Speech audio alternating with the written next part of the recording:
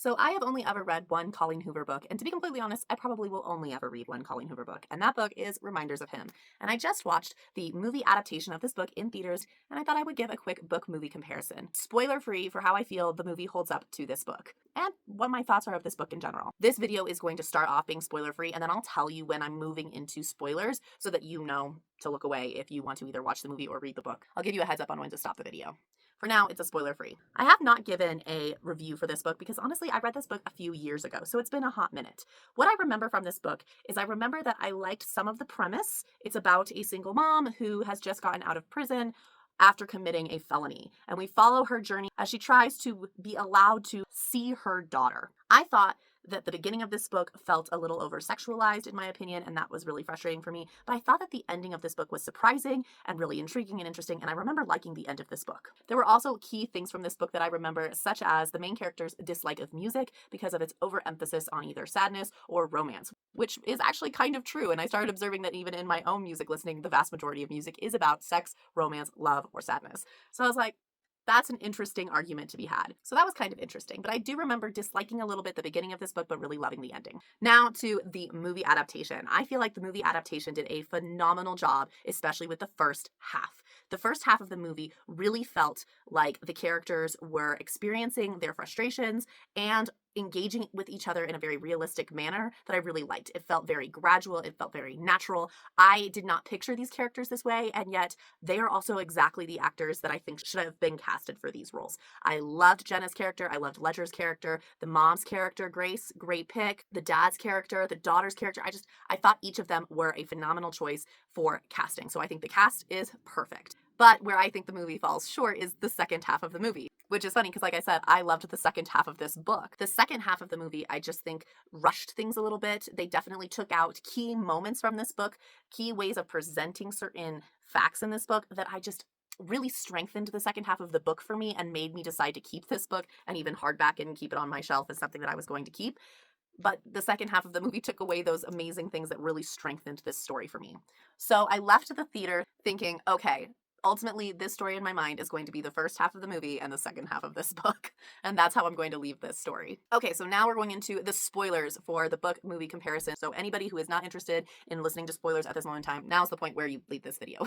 Here are the spoilers that I have for just key things that really make the beginning of this book difficult, but the end great, and the beginning of the movie excellent, and the end of the movie a little bit challenging for me. The beginning of this book, if I remember correctly, and it's been a few years, the way that Ledger and Jenna first engage with each other is with a like heated sexual scene in his truck.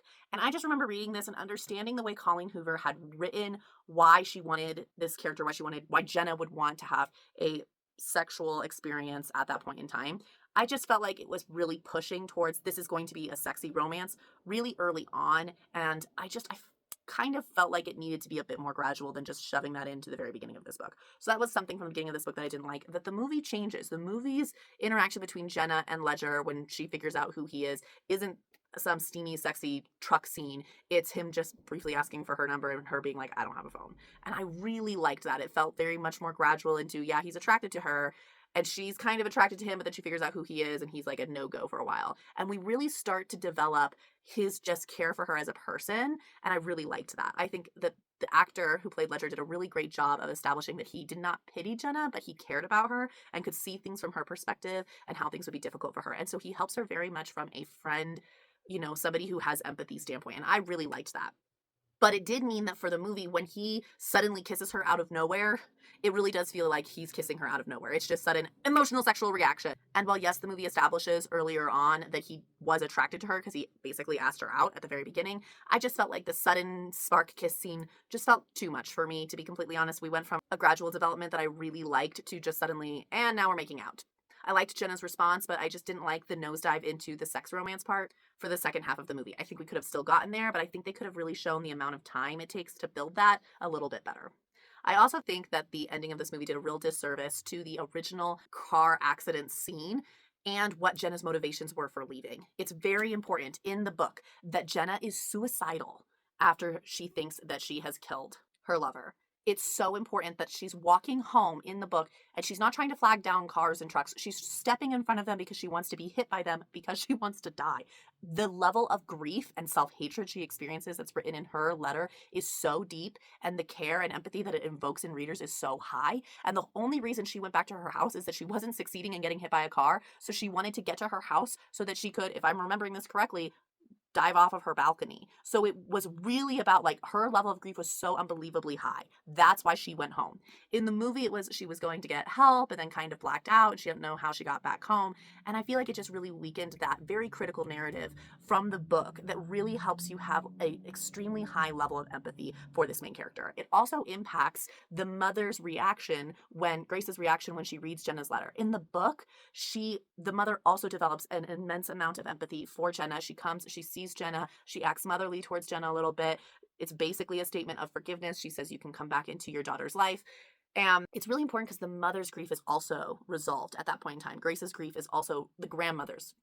I'm saying mother, it's the grandmother. The grandmother's grief is also resolved in that moment. And she says to Jenna, this is the first time in years that I have woken up not angry at you after reading the letter the night before. And I loved that. It's a restoration of their relationship in a really beautiful way, versus the movie makes it seem like that Grace is just hesitantly like, okay, fine, you can come see your daughter. I'm not really that thrilled about this, but okay, I guess. I also thought it was really important in the book that Ledger tells the grandparents, that to keep Jenna away from her daughter is keeping a mother from a child. It is a guilt trip statement, that's true. But honestly, it's one of Ledger's most powerful moments, I think, in this book, because he's really trying to hone in on the fact that Jenna is not a criminal the way that they're viewing her. She's a mother, and she's a mother who's willing to be there for her child. And you shouldn't take that away from this specific mother. I know that quote is difficult, and part of the challenges of this book is I'm sure there are individuals who have experienced parents who really shouldn't have access to their children. And I'd like to just preface that I have been a domestic violence and SA advocate for youth and children. So I have seen and heard of plenty of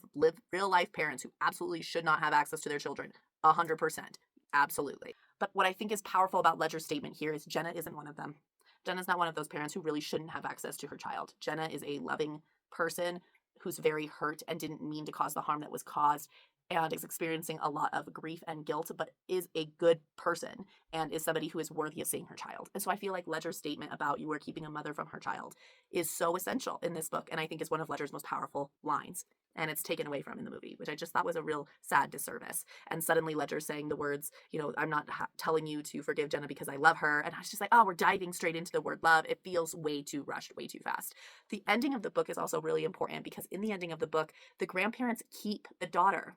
They keep Diem, and she continues to live with them. Jenna and Ledger just visit, and they're nearby because I think they still live across the street or whatnot. So they're very much still part of the daughter's life, but she remains living with the grandparents. That's where she's always been. And I thought that was a really good way to conclude this story. That was a really good conclusion. The movie kind of indicates that Ledger and Jenna somewhat adopt Diem. It doesn't explicitly say this. They're just going on a little journey, but it also leaves it up to the audience to decide if Diem goes with her mom and with Ledger. And I didn't think we needed to end on that note. I think it takes away from the very powerful blended family conclusion that comes from this book. So ultimately, I think that the movie holds up decently well to this book, in the sense that I think the movie fixes parts of this book's beginning that I didn't like in the book, but I do think that the movie kind of fell flat towards the end and missed some key, critical, very beneficial things for the end of this book. So in my mind, like I said, I'm just going to take this story as the first half of the movie and the second half of this book.